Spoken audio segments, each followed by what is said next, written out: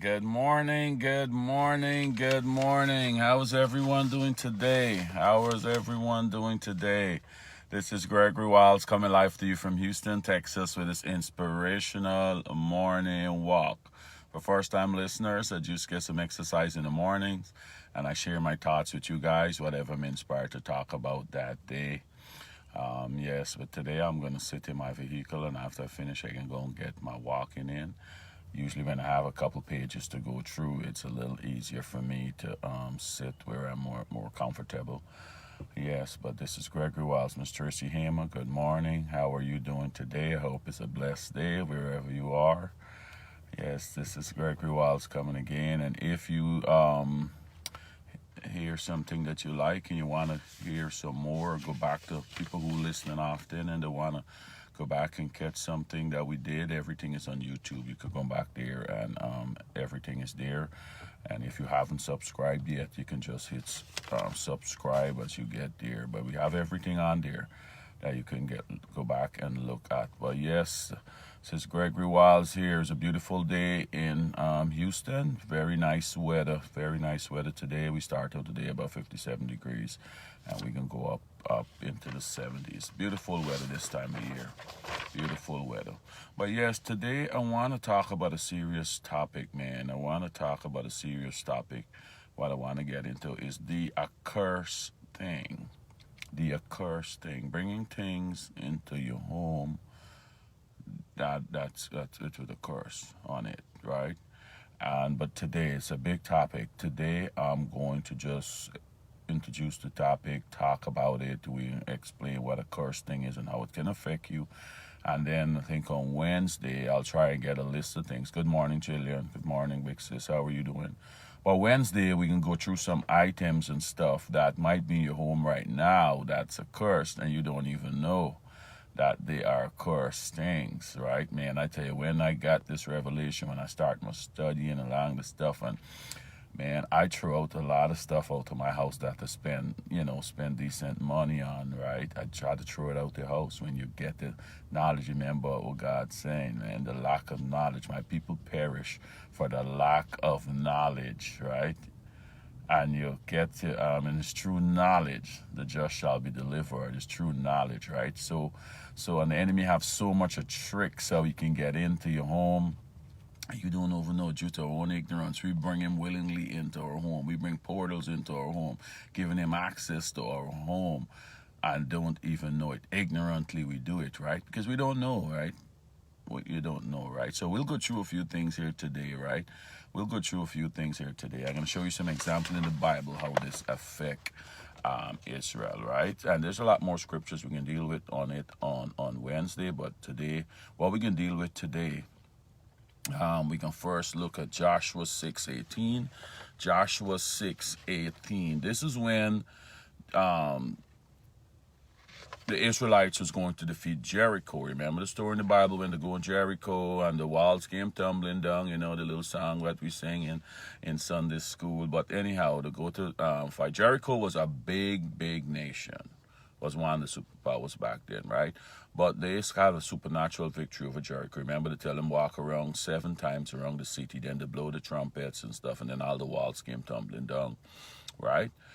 So they defeat Jericho, right? But when they was going, before they go, this is what God warned Joshua to tell the Israelites, right? This is Joshua 6:18.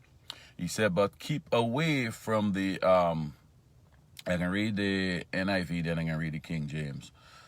But he said, keep away from the devoted things so that you will not bring about your own destruction by taking any of them. Otherwise, you will make the camp of Israel liable to destruction and bring trouble on it. God telling them, look, Jericho is a wicked city.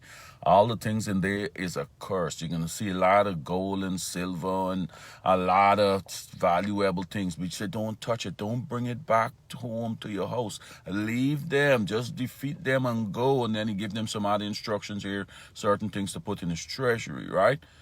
Right. You tell them, don't touch the accursed things. Let's look at the King James Version and see what it said. He said, and ye in any wise keep yourself from the accursed thing, lest ye make yourself a curse.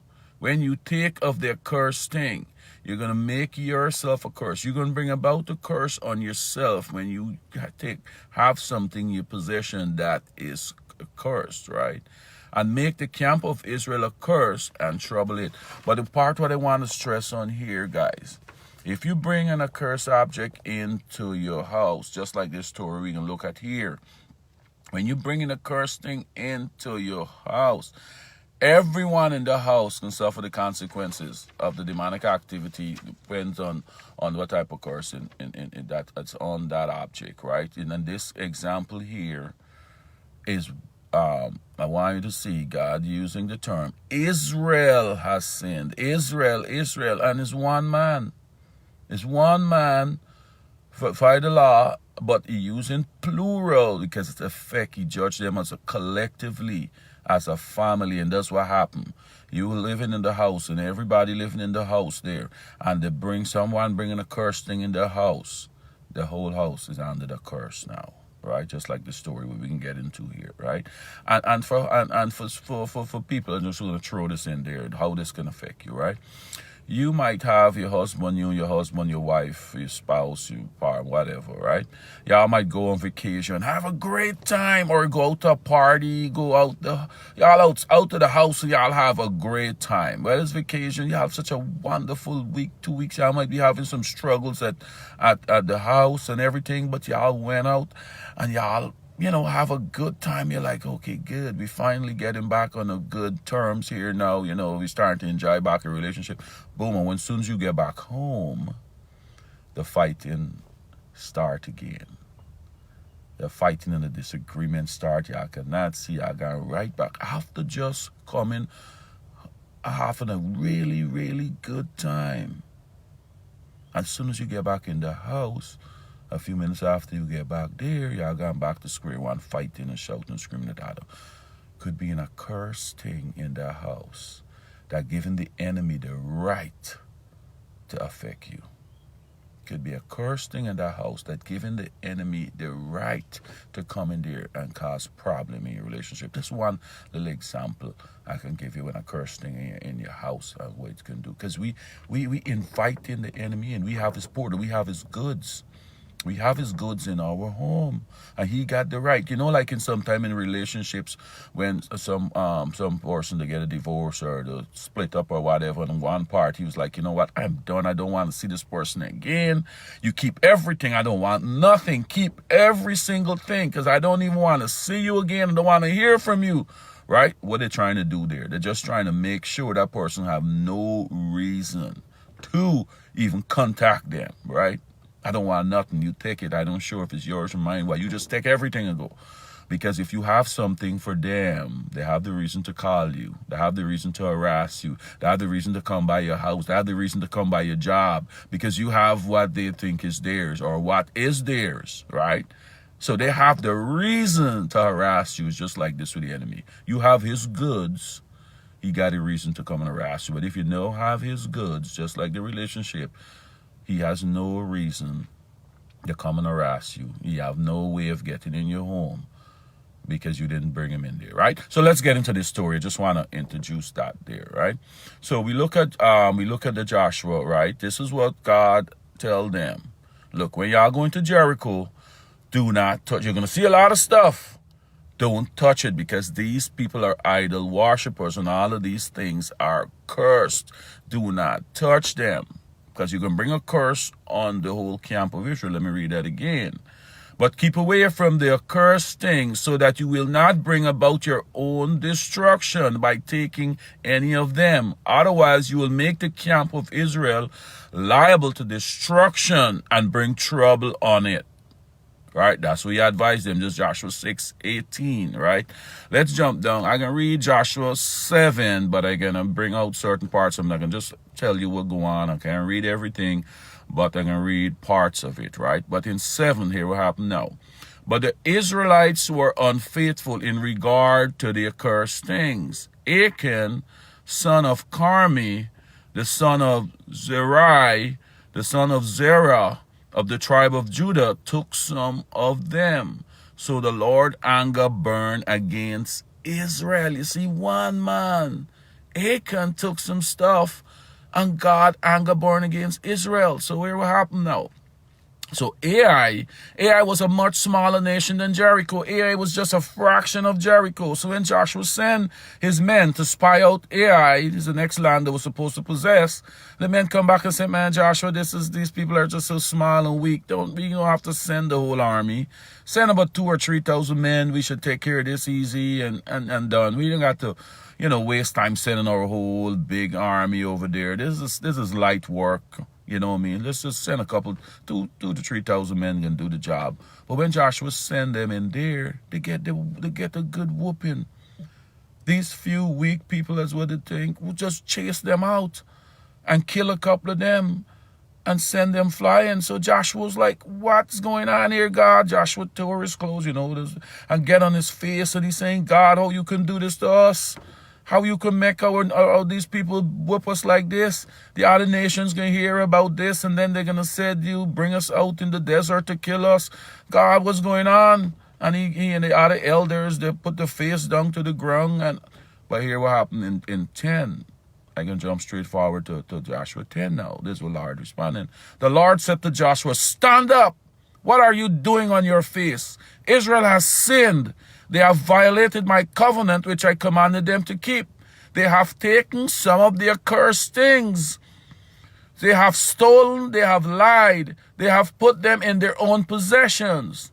That is why the Israelites cannot stand against their enemies. They turn their backs and run because they have been made liable to destruction. So God said, you take the accursed thing, now you make yourself liable to destruction. You cannot stand against your enemies because you have taken the accursed thing, right?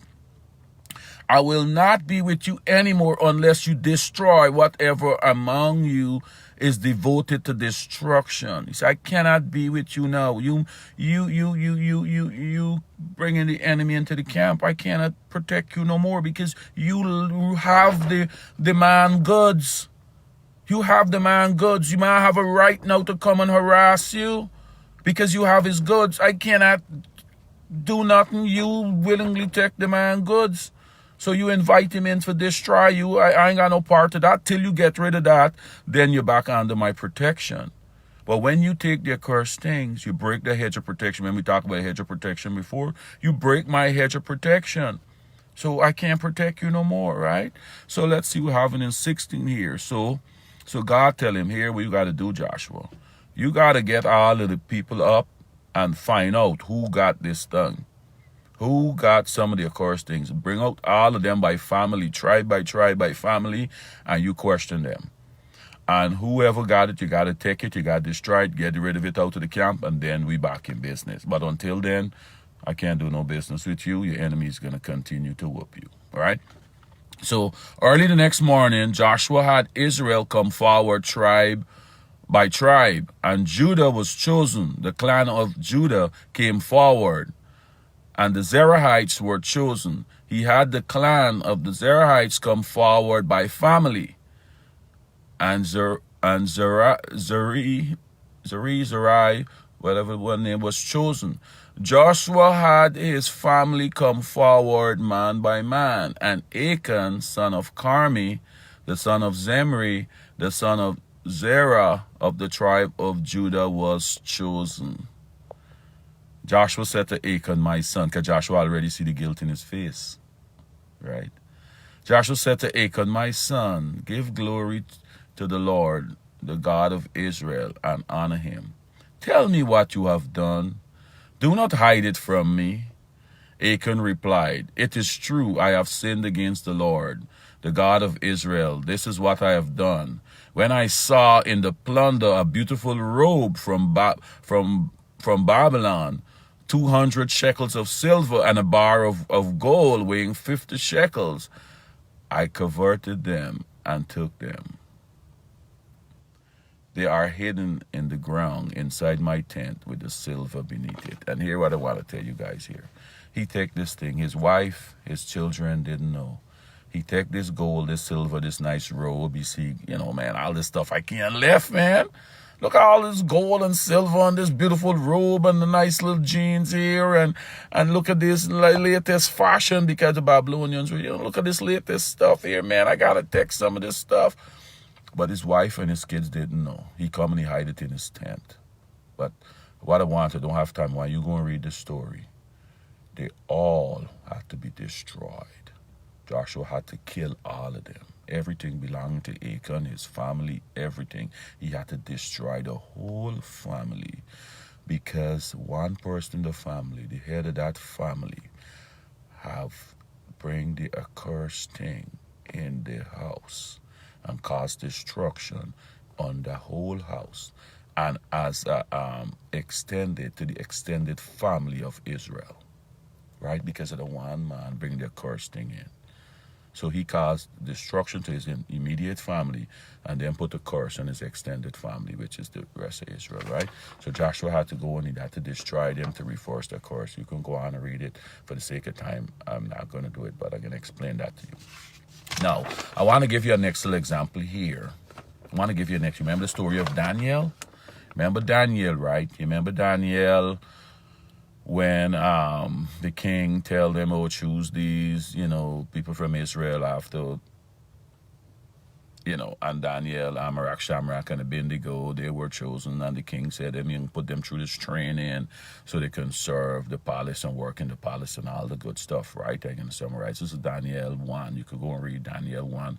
You can get the whole fullness what I'm talking about. But anyhow, but the king assigned food. The king said, oh, this is to make sure they're eating right and everything. So he set aside the wine and the meat from the own king's table. So they're eating from the king's table. That's the best foods, right? So he set aside food for these people in training because he's going to train them up to work in the palace, right? This is from the Israelites. And they can work in the palace.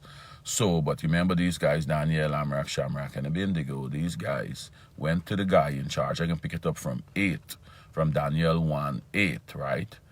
But Daniel was determined not to defile himself by eating the food and wine given to them by the king. Okay, remember the king tell this guy who was in charge of them, make sure to get food from my table, the wine, all the big meat and all kind of thing. Make sure to eat him well. So Daniel tell the man, look, man, I don't want to eat this food. I don't want to defile myself, right? He asked the chief of the staff for permission not to eat these unacceptable foods. Why the foods was unacceptable and why Daniel? Daniel just didn't want to eat vegetables alone, right? So I can read it and then we can explain it. So now God has given the chief of staff both respect and admiration for Daniel. God had put on his heart to be on this man to be kind to Daniel and these three other guys. God had just put in their heart, be kind to them, right? So God had given the chief of staff both respect and admiration for Daniel. But he responded, I'm afraid of my lord the king, who has ordered that you eat this food and wine. If you become pale and thin compared to the other youths your age, I'm afraid the king will behead me. The man say, man, look, Daniel, the king got this nice food. What is it about this food? Look, this big, nice meat and all the fanciest things in the palace, the best food you can be eating. Why, if I don't give you this food and now you don't look healthy, I'm responsible for making sure you eat well and look well and learn the language and come up to serve in the palace. If you and your friends, them looking weak and more scrawny than these other people, the king, this man gonna kill me. Because my duty to make sure you're well taken care of. But Daniel tell him in 11, Daniel spoke with the attendant who had been appointed by the chief of staff to look after Daniel, to look after them. Please test us for 10 days on a diet of vegetables and water, Daniel said. At the end of the 10 days, see how we look compared to the other young men who are eating the king's food. Then make your own decision in light of what you see. The attendant agreed to Daniel's suggestion and test them for 10 days, right? It's so long, Daniel and his three, Amrak, Shamrak, and Abednego, look much better than the people who are eating from the king's table, right? They look better just eating vegetables and water. But here, why you think Daniel refused to eat the food and he called it unacceptable foods? Because these kings were pagan kings, and they were worshiping idols. These meat and all this meat on the table, the first portion of it they dedicate to the idol gods. The wine, they had to pour some on the little altar and all of that. So they dedicate the first portion of these things. Mr. Taylor, thanks for watching. They dedicated these first things to the idol gods, which make them accursed things. They dedicate this stuff to the idol gods. So the whole meat now and the wine, all of it is accursed. Daniel said, I can't put that in my system. It's going to defile me. It's going to mess me up. That's an accursed things. They dedicate those meat and everything to the idol gods. I cannot eat that. I cannot eat that. Because he know if he eat it, what's going to happen. Right? So he didn't want to eat vegetables and water. He didn't want to live on that. But he know if he eat those stuff, what's going to happen to him. He can defile himself, and he can be not going to be under God's protection anymore. And he said it before, to eat vegetable and water. And I know my God going to make me look more healthy by just eating vegetable and water. I know I'm going to be under his protection. I'm going to be under his covering. Right? And that's what happened, right? Daniel looked much better than them. Guys, I'm saying these things. I don't have the time today, but on Wednesday, we're going to some of the stuff that's probably in your house right now. Be careful when you go on vacation, guys. I'm buying all of these stuff from these places. Anything religious, we've got this sun god, moon god, any kind of them religious artifacts and stuff like that. You are bringing the cursed things in your house, anything that representing evil. Because a lot of these stuff, we go on vacation on some of these islands and some of these places I'm buying, we don't know the full meaning of them. And there is representing different gods from the different religion, from the different places that we going, and we bringing accursed things in our house. One time, I remember a guy that do same, what's his name? And he was doing deliverance, and he had delivered a lady, a judge. He said she was a judge. And then one day the friend called her and said, man, you got to come because we just got back from vacation, but my friend want to kill herself. And he rushed over. That's Derek Prince. He was talking the story. And she rushed over. When he rushed over, did he just come back? Did he want a free trip to Mexico, one of them islands, and they went and stuff. And he come back. He said, did you, he trying to find out what going on here? Because, he's very experienced in the delivery. He said, did you went and just come back from vacation? Say yes. He said, did you buy any souvenirs or anything from there? She said, yes, a few things I have in the it's in the garage. I went to go and see it. It had the sun god, the thing representing the sun god and all that. He said, just get rid of it. This is what give the enemy the right to come back in your life. And she had to break it up. She break it up, throw it out, and she was okay there. She was okay after that, right? And ladies, I want to drop a little hint on some things. We can go into a list on Wednesday, but a little hint. Be careful with them weaves that you're wearing, especially them ones who have the human hair. Those human hair, we don't know which head those hairs come out from. The hair of those people, we don't know what they believe in, what gods they were serving. And when you put on those human hair and the wigs, you are no longer under the protection. You bring in the accursed thing again. In deliverance, a woman had on a wig, and the woman could not get that spirit out to give them trouble. And one of them get a discernment and had to take off the wig. And when they take off the wig and get rid of the wig, then they were able to deliver that person. All right, guys? So these things are serious. We can get into the list of a lot of them. But the accursed things, we're giving the enemy right to us when we bring it. Be careful when you go to any garage sale, all of this stuff.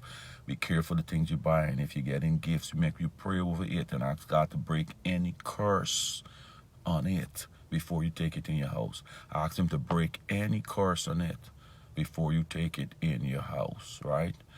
But then I just want to say a quick little thing. Ask your children. You got young children in school. Even if your children are grown and out of the house right now, and they grow up and they go to school, you ask them if they ever had to play the stuff Charlie and Bloody Mary and the kind of stuff, because these children doing this stuff in school, you may not even know Your children participating in this stuff and bringing curses on themselves, and a lot of the problem with the facing, the talking back, the being rude, the being on drugs, the skipping school, it could be a result of some of these things. You know the stuff where they talk about Bloody Mary. I don't know if you guys listening have even heard about it. They go into the restroom, they turn off the light and they light a candle, then they say chant Bloody Mary, are you there? And then this they can see this woman appear in the mirror. When they look back behind them, nobody's behind them, but this person appear in the mirror, and then the man, oh man, oh man, I'm just talking this, and the goosebumps are raising, knowing the destruction they're bringing on themselves. Or the next one they play innocently in school, Charlie, they put this pencil down on the paper. But when they're making these chants, Charlie, and Bloody Mary, is incantations they're doing to raise certain spirits, to call certain spirits. Remember back in the days we played the Ouija board. The Ouija board we messing with, we were defiling ourselves there, man.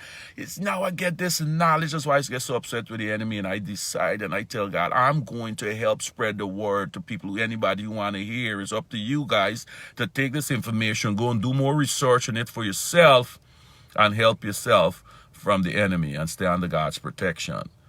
Because when I learned how much ways the enemy was tricking us innocently, man, I get so upset. I get so upset because this man is a trickster. Even some of the movies we watching, music we listening, all of these things he's using innocently to get to us without us knowing, so he can defile our lives, guys. But I'm going to leave it there, and I'm going to pick it up on Wednesday, and we can go into some items that you probably have in your house right now.